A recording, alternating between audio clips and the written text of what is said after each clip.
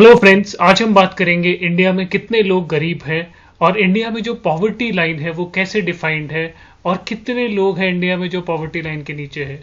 सबसे पहले देखते हैं ग्लोबल जो बेंचमार्क है। अगर हम देखते हैं यूनाइटेड स्टेट्स, जहाँ की पर कैपिटा इनकम करीब करीब $66,000 है। अगर हम ऑस्ट्रेलिया की बात करें तो $51,000 है। फ्रांस $50,000 है। तो अगर हम ऑन एन एवरेज देखते हैं, जो डेवलप्ड कंट्री है, जो कंट्रीज आगे बढ़ चुके हैं, उनकी पर कैपिटा इनकम मतलब पर पर्सन जो उनकी आमदनी है वो 40 से $60,000 के बीच में है।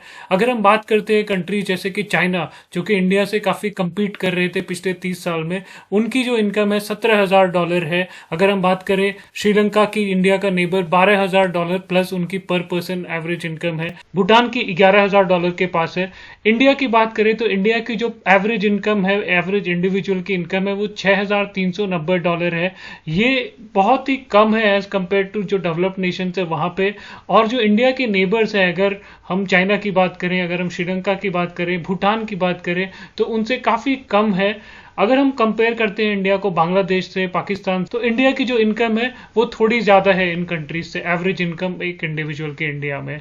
अगर हम बात करते हैं कंट्री जैसे कि अफगानिस्तान की, वहां पे $2,000 है पर पर्सन इनकम।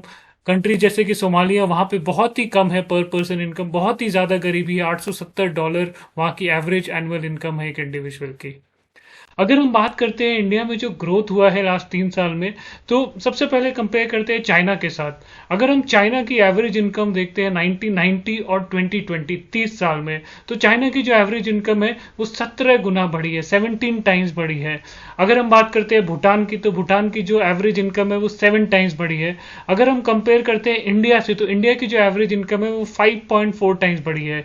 यानी कि इंडिया में ग्रोथ हुआ है, लेकिन उतना ग्रोथ नहीं हुआ जितना कि इंडिया की नेबरिंग कंट्रीज में हुआ है। चाइना ने यहाँ पे काफी ग्रोथ किया है पिछले 30 साल में। चाइना का जो मॉडल है वो काफी सक्सेसफुल रहा है इकोनॉमिकल। कंट्रीज जैसे कि यूनाइटेड स्टेट्स, जो ऑलरेडी डेवलप्ड थे 1990 में, वहां पे ज्यादा ग्रोथ नहीं हुआ है, लेकिन वहां पे पर पर्सन इनकम ऑलरेडी बहुत ज्यादा है इंडिया, चाइना, भूटान, बांग्लादेश से। अगर हम बात करते हैं इंडिया में जो पॉवर्टी लाइन है वो कैसे डिफाइंड है, तो अर्बन जो एरियाज है इंडिया में, वहां पे पॉवर्टी लाइन डिफाइंड है। ₹1,000 अगर आपकी इनकम है पर महीने, तो आप पॉवर्टी लाइन के ऊपर हो। अगर हम रूरल एरियाज की बात करते हैं, तो अगर आपकी इनकम ₹816 पर मंथ है, तो आप पॉवर्टी लाइन के ऊपर हो।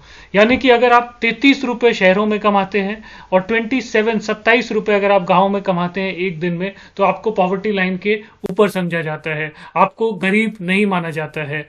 और अगर हम देखें तो इंडिया की पॉपुलेशन आज भी 20% लोग इंडिया में पॉवर्टी लाइन के नीचे है। यानी कि आज भी 20% लोग इंडिया में शहरों में ₹33 से कम कमाते हैं, गांव में ₹27 से कम कमाते हैं पर डे, और उसी में उनको गुजारा करना पड़ता है। बहुत ही बड़ा नंबर है। करीब करीब 20 से 25 करोड़ लोग ऐसे हैं जिनकी इनकम आज भी पॉवर्टी लाइन के नीचे है।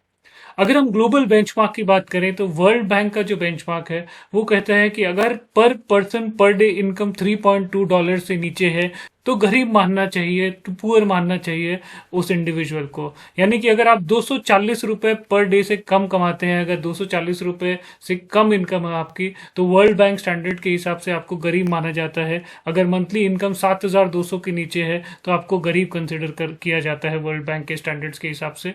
60% ऑफ इंडिया पॉपुलेशन, इंडिया की 60% पॉपुलेशन आज गरीबी रेखा, जो वर्ल्ड बैंक का बेंचमार्क है, उससे नीचे है। करीब करीब 81 करोड़ लोग इंडिया में ₹7,200 पर मंथ से नीचे कमाते हैं।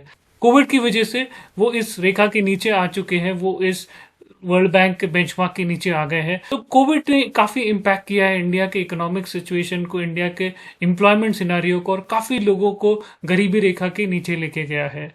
अगर हम बात करें टोटल इम्पैक्ट की, तो कोविड में कुछ कंपनीज, कुछ जो जो सेक्टर्स है वो काफी ग्रो हुए हैं, बट ओवरऑल अगर हम देखें मैन्युफैक्चरिंग, अगर रिटेल, किराना शॉप्स, तो सबका बिजनेस इम्पैक्ट हुआ है।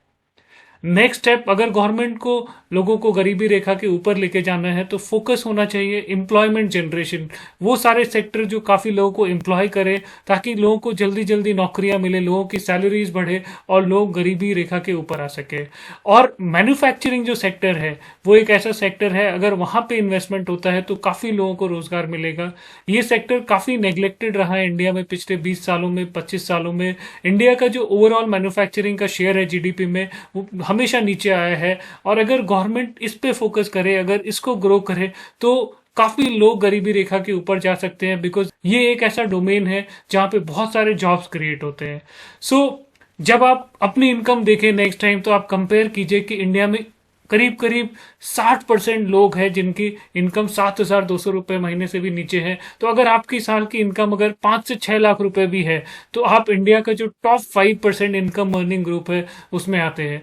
होपफुली आपको कुछ सीखने को मिला होगा। Thank you. जय हिंद।